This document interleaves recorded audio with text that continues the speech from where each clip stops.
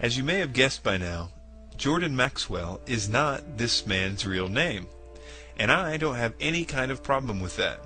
Using a pseudonym is a perfectly reasonable and understandable practice.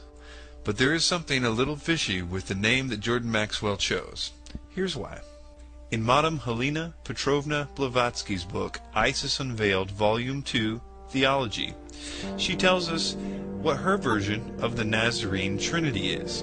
And she tells us that the second in the Trinity is Jordanus Maximus. It is said that Jordanus Maximus, the water of life, he is the one through whom we alone can be saved. Gentlemen, have you ever heard or read Mrs. Blavatsky? She's Helena Petrovna Blavatsky? Right.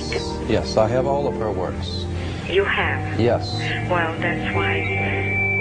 Yes. I think her best work was Isis Unveiled, Part 2, which is theology. Right.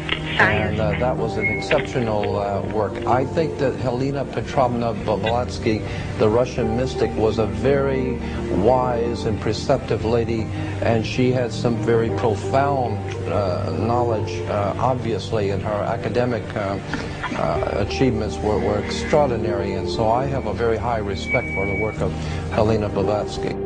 So are we really to believe that Jordan Maxwell had no previous knowledge of the term Jordanus Maximus, the second in the Trinity of Helena Blavatsky, in her book Isis Unveiled, Volume 2, Theology, which he clearly says is his favorite book?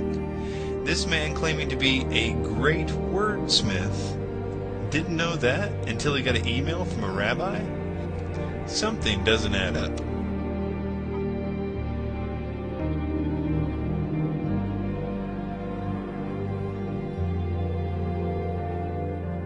Jordan Maxwell is quite matter-of-factly telling us that the real meaning of the Jewish Ark of the Covenant is not what the Jewish people wrote about extensively, but instead what Helena Blavatsky said in her book The Secret Doctrine. Some scholars suggest that the entire Bible is about what the Ark of the Covenant represents. But all parties do agree that, according to the Hebrews, it did not represent the female ability to give life. This version is only found in Freemasonry. It is also very suspicious why Maxwell continually tells us that true history is the mystery school history. And so the priest would drop blood in front of the ark, representing the menstrual cycle of the female. This is really funny if you think about it. Jordan Maxwell is secretly using Helena Blavatsky's version of Judaism as his source to discredit Judaism. To say that's a biased source would be an understatement. Madame Blavatsky's writings were said to influence Hitler and therefore the Nazi regime. So to have this anti-Jewish rhetoric being said to be true history is concerning, and it should be a red flag to the truth movement, in my opinion. And the Osiris cycle of death and resurrecting. It is this tradition that is played out in Skull and Bones of the laying in the coffin and being reborn. That's why George Bush can say that he is born again when people ask him if he's a Christian.